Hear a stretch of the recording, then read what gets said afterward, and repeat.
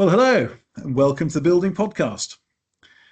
Today, we're looking to learn lessons from outside the construction industry to see if we can make a better job of what we do within it. We're going to explore how women succeed in the world of comedy and performing arts, a sector that used to be very male-orientated. We're going to look for some similarities and ways and reasons to improve our diversity. I'm honoured today to be joined by award-winning comedian, performer, compere and author, Sally-Ann Hayward, who can hopefully teach us a few home truths. Good morning, Sally-Ann, and welcome to the Building Podcast. Hi there, thanks for having me. Good morning. Probably a little bit unusual for somebody coming into the construction industry for you, but let's start with sort of giving you the floor and give us a bit about your background and explain your journey to where you got to today. So I'm predominantly a stand-up comedian. My background, I wanted to be, well, I'm an actor as well, but that was my first thing, was to be an actor. And then I went to university to do drama, and I studied within the drama degree. There was a module called stand-up comedy, and I loved it. I absolutely loved it. So after university, I graduated, I thought, right, I'm going to try and do stand-up. So I was living in London. I got onto the open mic circuit. In those days, there was a magazine called Time Out, and there would be phone numbers. So open mic nights, there'd be phone numbers in there, and you'd ring, and you would put, you put a date in for, to panic about, and then you would go, and then you ended up sort of getting to know people who were doing the same thing, and club runners, and you would slowly become, you slowly get better and better and try and work out what it was that, what was funny, how to deliver funny, how to write funny. And then, so it was kind of a lot of open mic nights I did, and I was going to say something else and I've completely forgotten. And then, you just have to, it was kind of repetition, and I think when I was doing it, people who were already professional comedians would be going, oh, I wouldn't want to start now, there's too many people.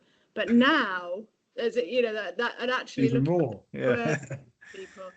I think back in the 90s, 80s, 90s, when this alternative comedy circuit started coming through, there weren't that many people. It was quite rowdy, I think, and underground and exciting. And then more and more people started wanting to do it because it was exciting and underground and fun. And then, so you just sort of slowly do lots of open spots, and then eventually you kind of start to get paid. And it's a privilege, isn't it? Yeah, it takes people. I do remember my very first paid spot was at downstairs at the King's Head in Crouch End in North London, and I was offered to do 15 minutes on a Saturday night, and I think I got £60, and I was over the moon. I was delighted. Yeah. It takes different people different amounts of time as well to some people kind of find their voice immediately. It takes other people much longer. And then I slowly got paid, and then I got a job on radio in Bristol. So I left London and went to Bristol to do this breakfast radio presenting job. And I ended up in Bristol. And then because there were so fewer open mic nights in Bristol, there are a lot more now actually, but back then there was maybe one or two. Yeah. And so I was on a lot more professional bills. So you really, once you're working with, that's where I was getting to really, once you're working with people who know what they're doing and are better, you raise your game. So you're chucked in. So whilst I was in London doing the open mic circuit, I was kind of big fish in little pond, I suppose. And then all of a sudden you're amongst people who are much better than you, and you really just have to kind of go, oh my God, I've got to be quicker, I've got to be sharper, I've got to be punchier. And so, and then I got, and now I'm, slowly I was able to stop doing other jobs and just do comedy. And I do a bit of acting. I do acting as well. And, but yeah, comedy kind of took over my life for a good 15 to 20 years. Mm. And now you're that big fish in the pond yourself. So that's full circle. Yeah. So what was it that grabbed your attention for comedy? What was it that actually said, I want to be on stage and the focal point for everything? Well, I remember when I was at At primary school, I suddenly decided I wanted to be an actor when I was at primary school, and that was because it was funny. I was in a school assembly play, and it was Harvest Festival or something. We were reenacting. We were about 7, and I dropped the chocolates, and rather than cry with all these people watching me, I ad-libbed, went, "Oh, I've dropped my chocolates," and picked them up, and then the school secretary went, "Oh my God, you should be on the stage," purely because of that, because I didn't have it. And that, so it's her fault. I could have a lovely house and car. I could have worked up the corporate world by now if it hadn't been for her going, "You should be." Oh, got a lot to answer for then. Yeah, Yeah, absolutely. it's all her fault. And then and so and would I do it again? I don't know. Would I? But yeah, then I would go to comedy clubs. That was it. And it was kind of mid to late 90s. And they were so exciting. They really were underground, late, sort of spit and sawdust floors. It wasn't the stand-up comedy that's on the telly now or anything. It was just and I'd like to say shocking, but I think it probably was. It was kind of gasp humour back then, which I don't think would shock. Everything's been said, I think now, but I don't think it would shock people as much now. But then people were saying it out loud and riffing that liveness of stand-up comedy when they're reacting to people in the audience. And I'm not saying anybody encourages heckles at all, but I always encourage, if people are funny, I'll encourage that. I don't encourage just nastiness. I just think if you're not enjoying it, you might as well leave. There's no point staying, So yeah, it's that was I just loved the excitement of it. I just thought it was that something was happening, Yeah. And for breaking into comedy then, was it mostly a male orientated comedy? I mean, I remember comedy in the 80s and 90s. It was mostly men. I don't remember. There were very, very few. There were 1 or 2 standout women, but mostly men on doing the circuits, wasn't it? So, yeah, massively. And I mean, even when I started, there were a few more, like 2 or 3 more women who'd become professional. A lot of women they try it and start, I would say, but a lot of women don't carry on. This is back in my day, and that is because of traveling late at night, all the things that come with working night shift, working night times, traveling, walking to car parks, just being around men all the time. It doesn't suit everybody, but I think it really doesn't suit a lot of women, that lifestyle. And I've my friend calls me Sally Suitcase. I've always I was trundling along with a suit every day. And so that I think is what does put people off, really. But also back in the before me, there really were few, and I'm always incredibly grateful to people like Joe Brand, Jenny Eclair, Jenny LaCote, Joe Caulfield. Look, I can't think of any more off the top of my head, but look, there are a few. But these kind of trailblazers, and if it wasn't for them, I might not have started, or and I think they put up with a huge amount. Mandy Knight is another one. I'm just trying to think of other female and they put up with such a lot from disinterested men in the audience as well, and Joe Brand, would have to you have to sort of take the piss out of yourself before they do. And back in those days, the men, men and women, not just men and women weren't, because it wasn't normal to see a woman on stage doing stand-up. People weren't interested in it. It's become much more normalized now, so people aren't quite so adverse to it and reactionary. But back then it wasn't. It was just you kind of, particularly when they started, just I've just got to. And I think it was just like I said, it just wasn't normal, so people just got off to it. Yeah. So when you were starting then, did you get were the men who were being allies to you and supporting you, or was it all just was everybody it was a dog eat dogs situation? Because I mean, comedy can be a pretty tough environment, both for the environment you're working in, but the people you're working alongside. But it's funny people say that. I think we're all generally, for the most part, quite supportive. It is. I mean, yes, I guess it is. There are people you kind of go, oh, they wouldn't piss on you if you were on fire, kind of people who are ruthless and something psychotic or sociopathic, rather, psychopathic, not psychotic, about them. but whatever job they would have gone into, they would be the same. It's just a personality trait, isn't it? Where you have to say, Trump is a perfect example, I suppose.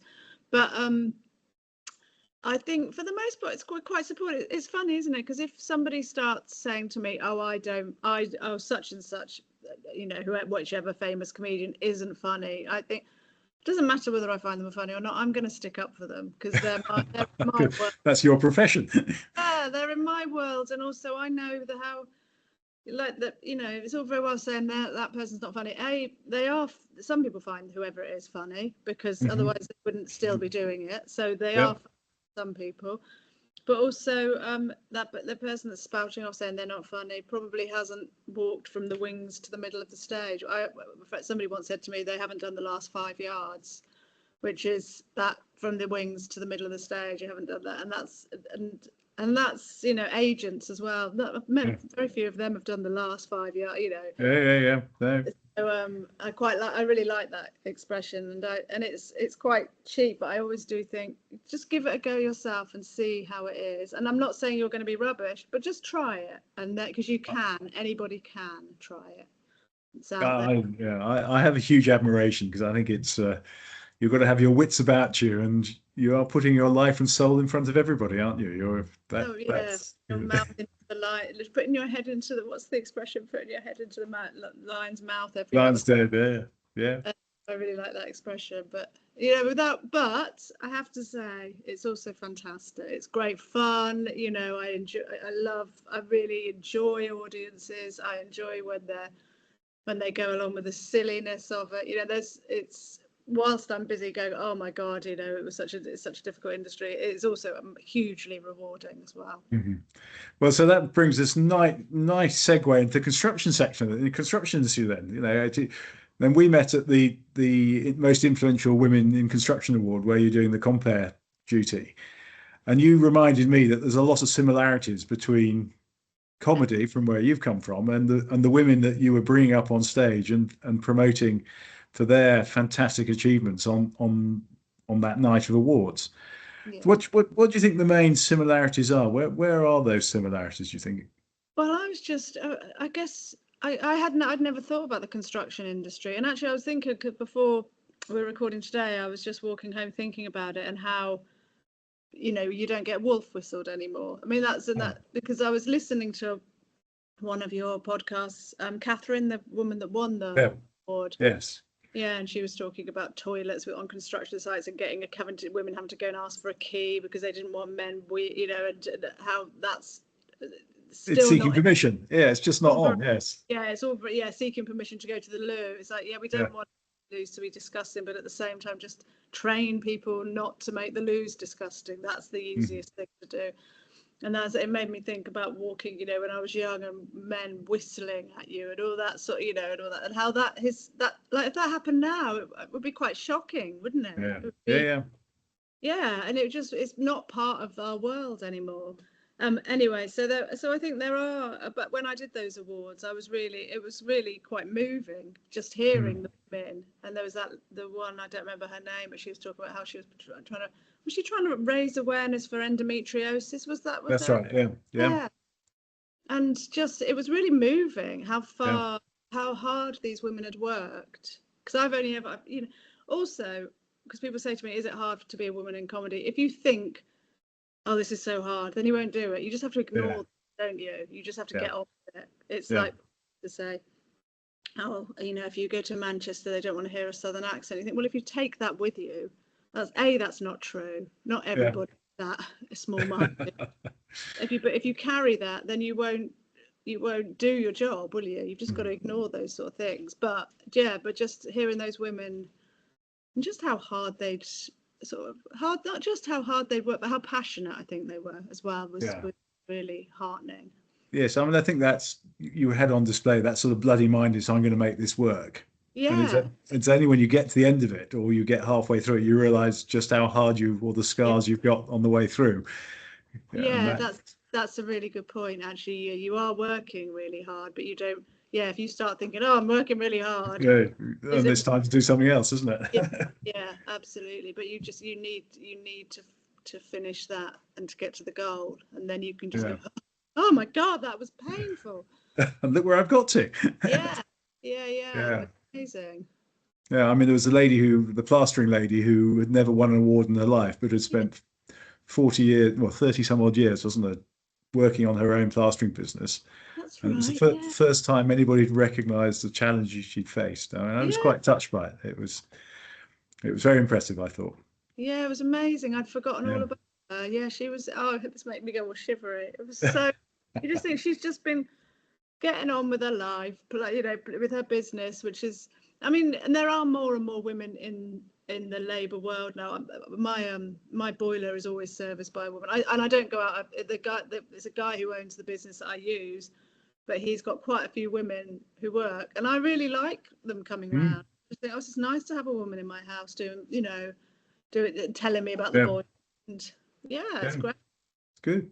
So if you come back to comedy then, Sana, is there much support now for young people or women coming through into comedy? Or is it still very much a sort of solo, self-employed industry? It's hard to know. I think you make your own. Oh, is there support? I mean, I guess it's hard to know because I don't. I gig. I mean, if I would support somebody for sure. There was, Mhm. if somebody needed advice or wanted to ask me something, absolutely. So there is, yeah. So there is support. I do think you have to seek it to a certain extent. And it is a solo profession, but I think what happens is you make friends within the profession, and then they become your core. Yeah. um but yeah, it's interesting, isn't it? Because there's some people you sort of, there's some people I'd ask advice before other people, not because Mhm. then the advice is better or anything. I just, some also there is that if you say you've got a job doing something, you have to be careful who you ask advice from, because you don't want them to think, oh, why haven't I got that job? you know so, That's exactly the same in construction. yeah, I've lost that job. I wonder why. yeah, You're yeah, careful who you ask. Yeah. yeah. To a certain extent you can be sensitive to other people's feelings, haven't Mm. you? Like social media, we're all on social media, but sometimes I think this is for my audience, this isn't to make my colleagues annoyed, Yeah. No, like, absolutely. if you Absolutely. want something, or I don't know, yeah, you think, oh, I still want to put it up here, but I don't want to upset people. Yeah, well, and I suppose that's one of sort of my next question is how does poor behavior get called out in comedy? How do you actually, if somebody goes out, does something which is, should be called out as outrageous or inappropriate? Is that you're relying on particularly in an industry where you're out there to say something outrageous in many respects and try and find a laugh. Oh, I What's see. Like what you say on stage, how does that get yeah, caught? or how does that get called out? Or perhaps behaviour behind the scenes, does that ever get called out Oh by? yeah, a lot, and much more so now. I mean, inappropriate behaviour, men on women, the power play that, and it's. I was going to say it's not always men on women, is it? But it tends to be more so. There have been people pulled up on stuff, and there's people. It's a really sensitive area though, isn't it? Because you have to, if a man's been behaving inappropriately, you really have to get the right people in to find out about it. It's Mm, a lot of trial by social media, I find these days, which I'm not a fan of. yeah. I think you've got to get the right people involved. There's also a cancel culture now, isn't there, really, with, Yeah. so was it Ruby Wax who said something? Was it Ruby Wax? I don't want to say names of Mm, people, I've got it wrong. But people say stuff on social media and they don't, if they've got a big, you've got to be really careful, I think, what you say, yeah. especially the more well known you are. And that, I think things do get called out. Sometimes I think there's been men that have behaved inappropriately, and I think, why is he still able to work, and this one is absolutely not able to work anymore? And sometimes it's because this one's still making a bit of money for promoters. I don't know. It all feels a Yeah. little seedy. You think because there's no HR in stand-up comedy. No, well, and that for me is one of the challenges in in comedy. I mean, it's not entirely dissimilar to construction. We've got a large number of self-employed Yeah, and micro businesses working on site alongside each other, and quite often trying to find somebody to arbitrate or adjudicate in cases of poor, inappropriate behaviour. It can be quite challenging. Of course, yeah. And I suspect we're not quite as small a world as comedy might be, where everybody really does know everybody. But I just wondered if there was the similarities on how you might resolve those within the comedy world. It's interesting, isn't it? Because there was we had a few kind of industry workers. There's a few club owners, and a couple of other promoters, I think, who run what's called the Live Comedy Association now, which has been set up for people to go to ask. But again, it is official to a certain extent, because it's kind of policing to a certain extent that, and so we do have that, which I've if you need it, I think you can email and ask. So we're trying to make things better in that sense. We're also pretty good as a group of comics. If somebody, I don't know, is having surgery or something, and everyone and somebody finds out, somebody generally will set up a GoFundMe page. People, all right, okay. Money, that person have a little bit of a bit of money so that they can take time off it. Not everybody. It's not it's not official, so it just depends whether that person's mate puts something, and then, or if and there's also actually a group of comics have been put, I can't remember what it's called now, but they put on charity gigs to raise money to have a little pot for those moments, and that's all just been done by well-meaning, good-hearted people within the industry who have got a bit of get up and go and put together. Brilliant. Okay. So I mean, are you now at a stage of equality in comedy? Is it as easy for women to get on in comedy as it is in men, or I think are there still some fundamental blockers in there?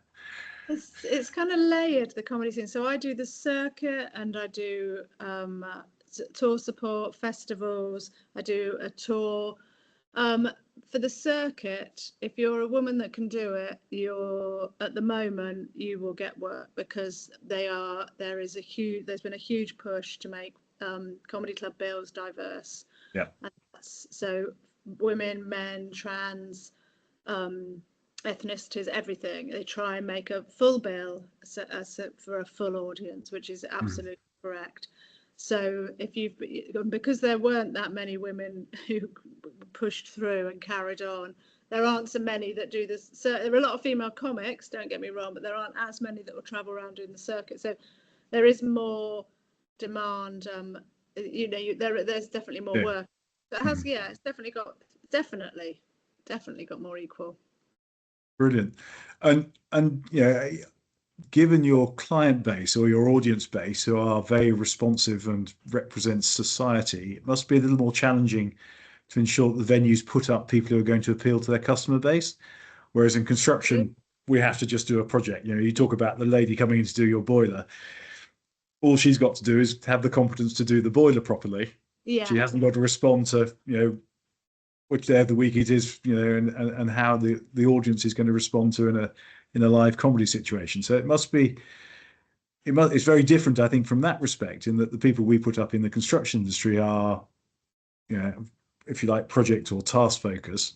Yeah. Whereas your venues have got to respond in kind to their audiences. And do you find that there are some audiences that you run a mile from, and presumably there are some areas they're not going to treat women quite so well, or you go to Scotland, they say, and it's not so good. Yeah, it has really changed, and like I said earlier, I think it's more normal for women to be on stage. But only the other week I did a gig in London, and I was on first. There was a compere, and he brought me on, and along the side of the room was about 8 early 20s lads. And and one of them really sort of switched off and started talking myself, and I'd hardly said anything, and I was really surprised, because I thought, oh my God, is this happening again? Is this real? And I'm old enough probably to be their mum, but nonetheless, I thought, wow, he's absolutely switched off. It's amazing. And he was talking, And I told, and I had a go at him, and I told, because he wasn't saying anything that I could react to. I could just hear him, and I said, if if you're not enjoying it, there's no point you being here, because this isn't what I'm doing is not gonna change. So you might as well go.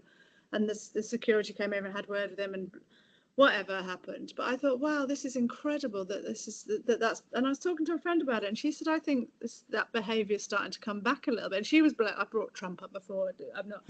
I don't mean this podcast, but I think it's kind of that kind of Trump mentality is coming back. And I thought, wow, is it really?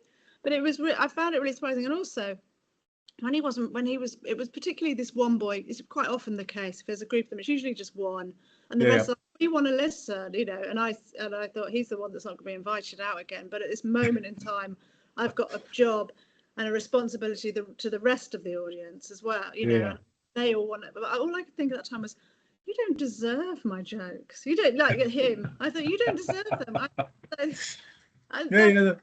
You don't. If you're not willing to listen, you don't deserve it. So go, and that's fine. I'm not, and I'll think no more of it. It doesn't bother me. I've got, don't well, care. there'll be plenty of professionals in my industry where they say that the quality they're putting isn't recognised and their clients don't deserve it. So. Oh, really? How funny! Yeah. And also the experience that in your profession that people have brought with it, to that particular job. And you think, oh, that's huge. Yeah, what I've brought, and you think you can do it, I'd never really thought about that in your industry. Yeah, and people don't want to pay for a proper job, and or particularly down at payment's a major issue further down this, for the individuals, it can be a real problem. Yeah, I was talking, actually, funnily enough, because I have a guy was doing some building work at mine, and a friend of mine came to visit, and she started saying to him, she was telling him about a cowboy builder her friend had. This is a convolution. She was going, how awful this cowboy builder had been, and how he ripped her friend off, blah, blah, blah. And then the builder, quite rightly, went, do you know, it's always us that have the bad reputation. He said, do you know how much money I mean, he wasn't sticking up for the cowboy builder at all. But he said, it's always anti-us. And he said, and I owed so much money by people who haven't paid me, who are trying to dodge out of paying me. And you think, I've never thought about it from your side. Of course you are. We're just busy going, look at this. What's he doing? How dare he do this? Absolutely. Yeah. I mean, it rubs off really bad. And we've got probably the worst mental health and probably the highest suicide rate of any industry in the country. Really? Yeah. So it's. And do you think, what do you think, just the pressures of work, and not just I don't mean that dismissively, but do you think that's what pushes it, or is it? I mean, it's interesting, because I was going to ask you the same question, because I think it's generally people are not in charge of their jobs, or they have a role to fulfill, and they're not in control of all the bits and pieces, particularly not being in charge of being paid. And we're still sort of perceived as a macho industry where we're not allowed to talk about our feelings or some of the challenges we're up against. And I think that manifests itself in some poor mental health and the higher suicide rate. Wow. Which is a real challenge. I would never have even thought that either. If somebody had asked me which industry has the highest suicide, never think, oh, well, of course it's construction. You'd never think. I mean, is the mental health of comedy fairly good? I mean, given that you're out there putting everything on the stage and putting yourself often very personally on the stage, is the mental health of comedians bulletproof and not a problem, or do you think you're all the same? We're all quite crazy, aren't we? And I think for some comics, it's the best job they could possibly do, because it's therapy for. I think that if they were. Because actually, I was just slightly backtracking with the where I said there's no HR department. That's problematic, but at the same time, there are many comics who they can't do any other job, and it's not because they're tortured genius. I can't imagine some of them working in an office and just or whatever other job it is, having a boss. I don't know. You just say, oh no, you can't. There's no way you could do it. This is perfect for you. So I think. To some extent, it's actually great. But yes, mental health.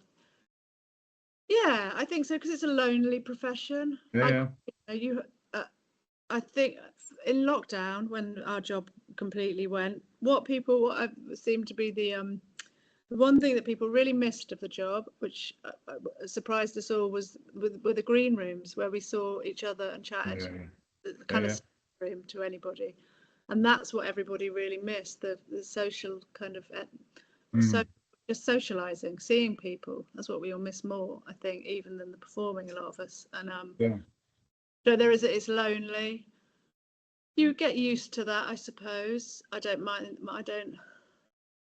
Yeah. And we, yes, like you said, we put, you put a lot out on stage. However, I guess you keep, but like I would, for my material, I'm quite happy to put a lot of me on the stage for sure. But I wouldn't put stuff about other people without their permission, or if it would hurt them, So I wouldn't do that. And you can hold back what you want as well. You don't have to put everything out there. You just so you keep a kernel to yourself, I guess, don't you? And that's where that strength is. Yeah. But there are just moving on a little bit then, Sally Ann. I'm interested in positive discrimination, which is something which we don't have in construction particularly, although we're looking perhaps at some of the ways some of our companies are run and making sure we have women representation at boards. Is there any positive discrimination in the comedy circuit at all, or is it all done on merit and who can fill the seats?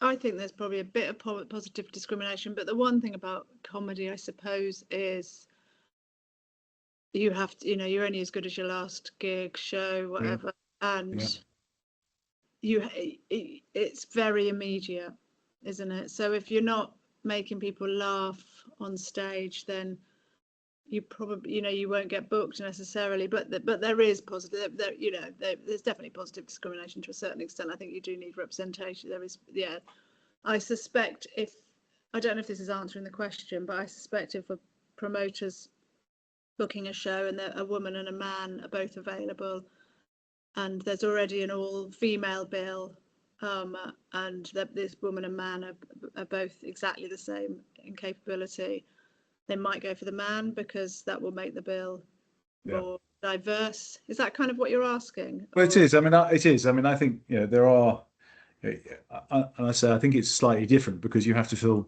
put bums on seats, don't you? If you're a promoter, and positive discrimination is a much more challenging thing, I suspect, in comedy than it is, unless you're the BBC, I suppose, but where you're guaranteed your audience or you're not too bothered about the audience. But it is in construction, it's very much focused on who can do the job. It's we're short of competent people, whether they come from wherever they come from or whatever they look like.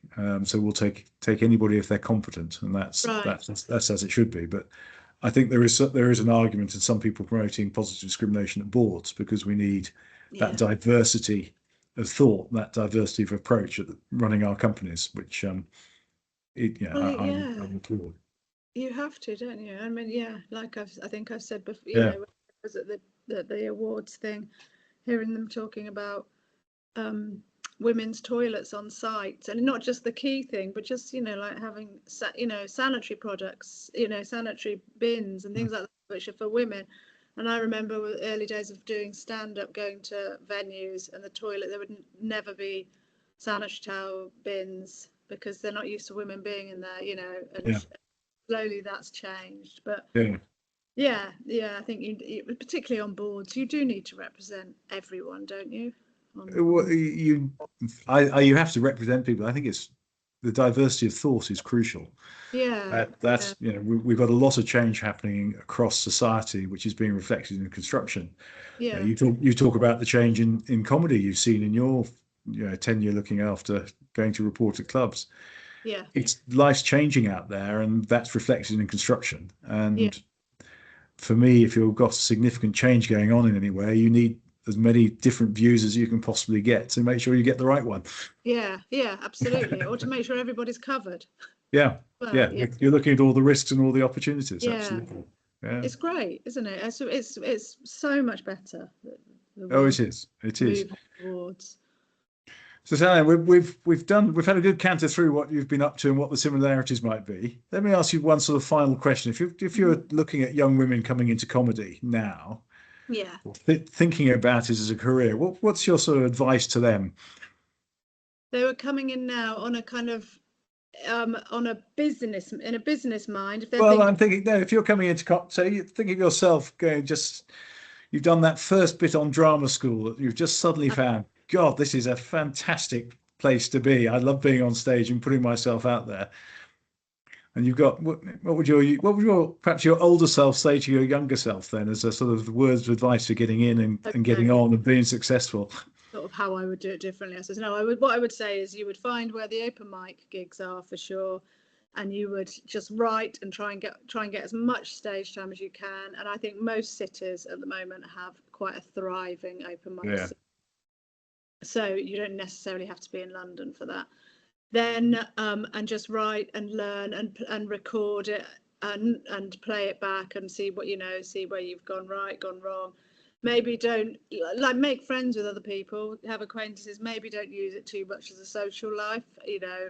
I remember doing, like, when I first started out, Jimmy Carr was kind of Yeah. starting a bit as well. He was, and if a gig, we get to a gig and it was cancelled, because there's no audience, Jimmy would go off to another gig, and I think, well, we'll have a glass of wine, shall we? And and so maybe do what what Jimmy did, and do that, just as much stage time and as much writing as you can. That would be my first thing. Get good, get competent, confident, funny, consistently funny. There are then competitions out there, like the BBC New Act competition and stuff. Get some years under your belt before you start entering those competitions, because those competitions agents and industry will be at. So you want to be good when Yeah. you're best you can be at that point, really, after a few years. Maybe enter those kind of competitions, and then you'll get spotted by the industry to a certain extent, and then you might end up getting a decent agent. A few opportunities will, Mhm. will be sent your way. um and I guess be willing to travel a bit, get driving license. I know people that started out in comedy were only on trains, and they quite quickly learned to drive, Yeah, it's because hard also, work, isn't it? Yeah. yeah, and also, but with driving, at least you can leave when you want to. You're not on train platforms at night. If you're a woman at night time, I quite like getting the train. However, you don't really want to be on a station platform at 11 o'clock in Nottingham, or in the cold and stuff. So get driving, and enjoy, and it's great, and enjoy the ride. That's basically, you have to. Note to self, enjoy the ride. Yeah, and it's great fun. There's great people out there to meet as well. You'll meet a lot of you'll meet your tribe if as well. Yeah. So, and we talked about allyship on the awards, and is that relevant in comedy as well, to have those sort of talisman that you can look after? Look, you can reflect or understand and use as sort of a guide signpost on how to get on and make sure you're successful. Yeah, for sure. I have friends who are household names now, who will definitely give me advice I would go to, and and likewise, you just shared experience, isn't it? And you can share what you know. There was a case here in Bristol when somebody was there was a few problems with a promoter comedian in Bristol. And I said to this girl, she was talking about it all, and I said, I said, with the best, I said, I don't know that I can give you advice, but if you ever have anything to ask, like, you can ring me. I've been doing it a long time. I might not have the answers, but you can Yeah. call me and ask me. And so yes, there are. And when I was starting out, I was certainly given advice by people. Yeah. Yeah, like what's the expression, talisman? And Yeah. there's definitely a camaraderie. Yeah. Yeah. Yeah. Yeah. So, sort of final word then, you think it's a great career to go into, and there's plenty of opportunity for women in comedy by the sound of it. Yeah, it's kind of changed over the years, though. It's not such a, there is still a circuit in the UK, but people now get an income on social media. And somebody said to me, why don't you try and get sort of earn loads of money on social media? And I said, that would be great. It would be really great to do that. However, you do end up then just doing a job when you're on your phone. Like, it's great. I mean, of course, it's great to do that as well, but I think varied. If you want to be on the stage, you want to be on the stage, don't you? Yeah. And podcasts, people do a lot of podcasts now to get Yeah. to grow an audience. It's about growing an audience, really. So which is where Hmm. into podcasts. So Yeah. Can't remember what the question was. No, well, that's fine. I was saying you being positive about coming into the comedy sector as a young lady. Yeah, that's right. It's You know, changed. It's it's changed a changed, lot. but there's plenty to go at by the sound of it. Yeah, yeah, yeah. Yeah, give it a go. It's good fun. Yeah, You yeah. only live once, don't you?